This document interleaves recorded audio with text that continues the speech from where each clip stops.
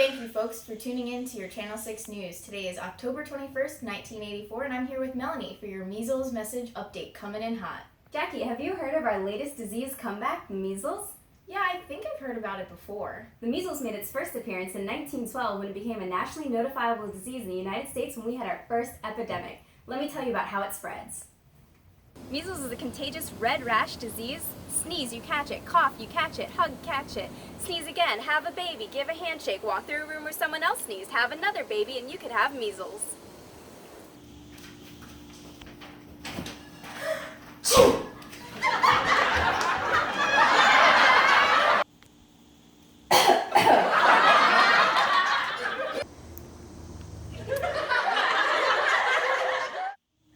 If you guys aren't convinced on how cautious you should be with this yet, check out these cool specs. Jackie, are you ready? I'm ready. Did you know that you could have measles for up to 2 weeks unknown to you or anyone else around you? No, I didn't know. And then we get the party started with a little fever, cough, runny nose, red eyes, and then in 2 days, 2 short days? white spots will appear all in the mouth, and then 3 to 5 days after, 3 to 5 days? you will begin with a rash that starts at your hairline and goes all the way down to your toes. Melanie, how long does it last and how long are you contagious for? Excellent question, Jackie. People are contagious 4 days before the rash appears and 4 days after. 4 days? Yep, 4 days. The conditions last for a few weeks, so be prepared to be out of commission for that entire time. Worst part is there's no cure, so once it starts, be ready to experience full-blown effects. Wow. You can spare yourself all this by getting the MMR vaccine. Measles message out. And that's a wrap, folks. On to Steve with the weather.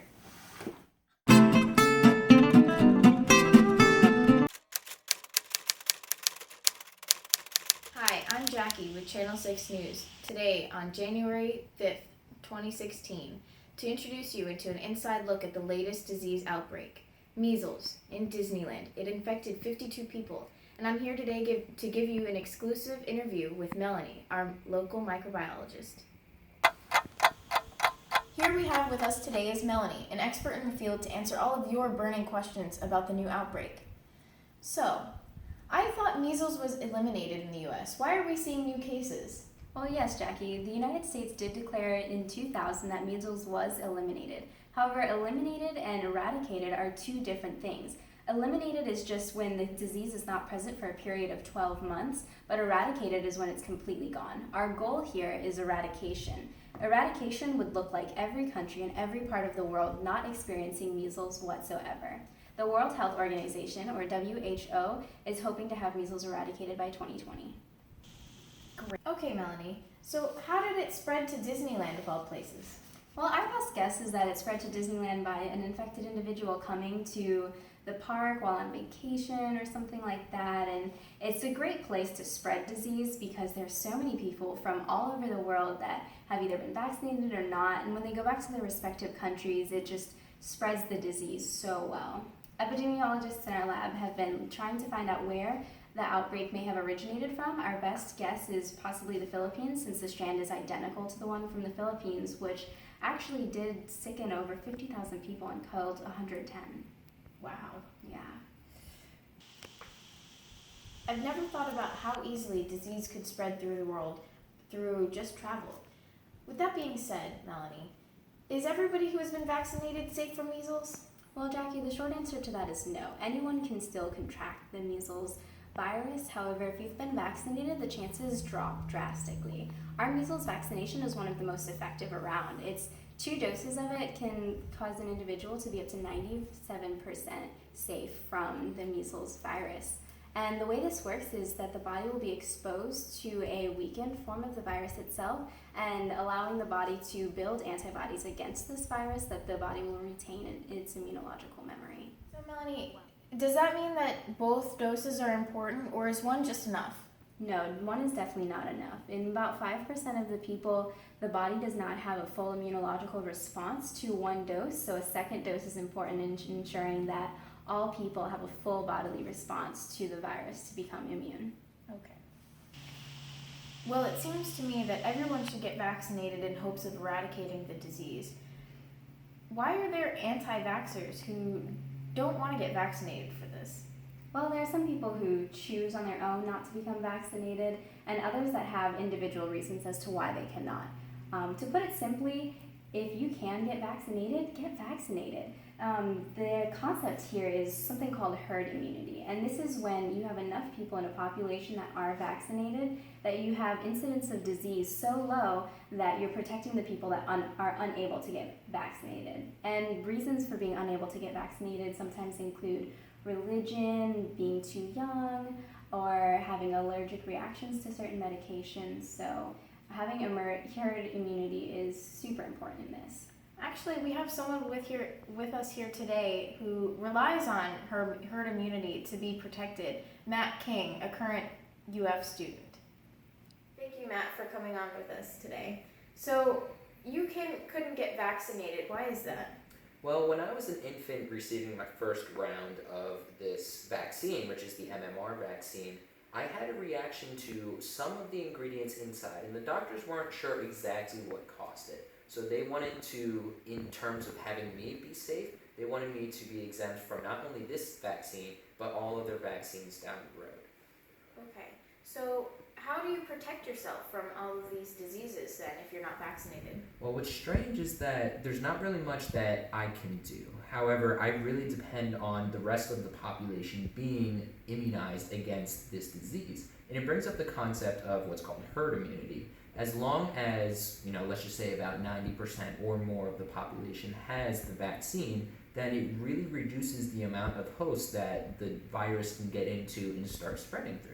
So as long as other people are following the proper guidelines and the proper vaccinations, then I should be generally safe. However, I still have to take steps whenever I'm out in public to, avoid environments where people are obviously sick, or I can't even go traveling to certain countries or areas that are having outbreaks at the time. So Matt, how does this affect you on your daily life? Well, it's kind of strange because I'm a student at the University of Florida, and one of the things that I have to be worried about is that there's a lot of people from all over the world coming to study here and coming to live here. And the most alarming thing is that if there is a case or an outbreak on campus, then I actually have to be quarantined, probably somewhere in Shands, but they're not sure how to respond to it because it hasn't happened yet. But I would either have to be quarantined or they would have to physically remove me from the city. So it gets to be a little bit complicated in terms of what the response would be, but I always have that in the back of my head saying that, okay, this could be a serious occurrence if this were to actually happen. Thank you, Matt. No problem. What are some of these non-medical reasons that people aren't getting vaccinated for?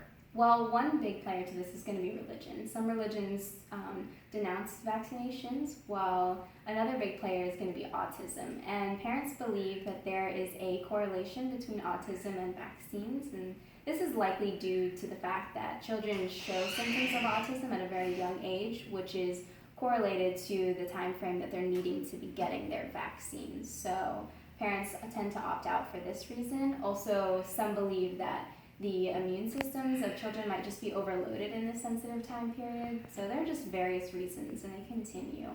But the important thing is really to just have as many people vaccinated as possible, because if we have a number of anti-vaxxers increase, we will never be able to reach our dream of eradicating the disease.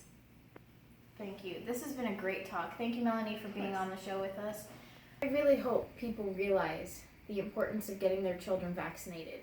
We will be right back after a commercial break.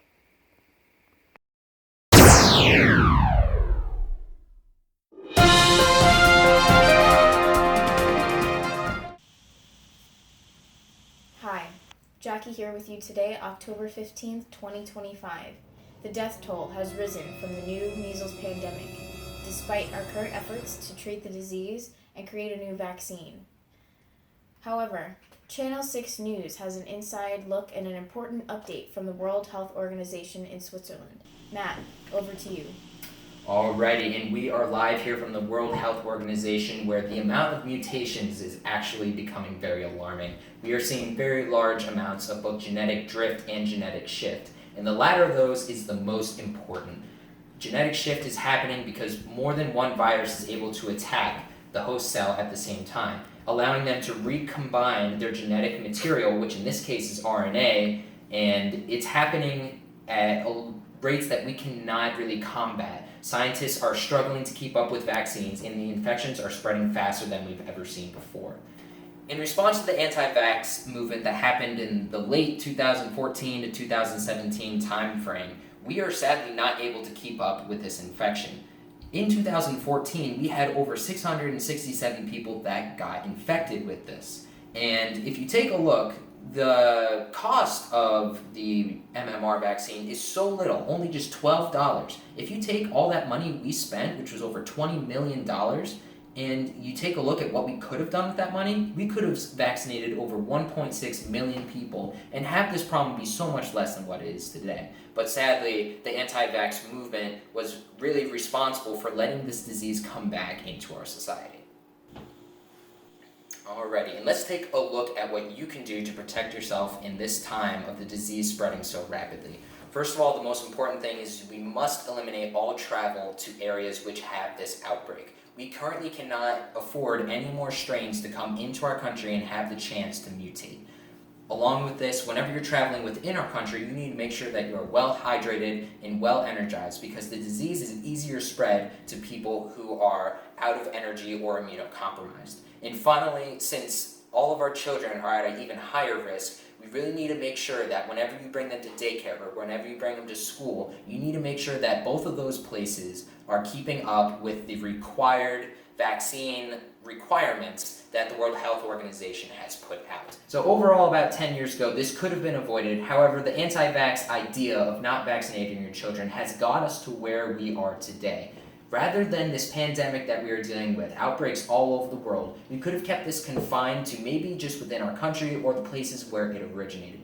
So far, we cannot allow this to spread even further, and we must go on from here. Thank you, Matt, for tuning in with us. I wonder what a world measles-free would have looked like. Achoo!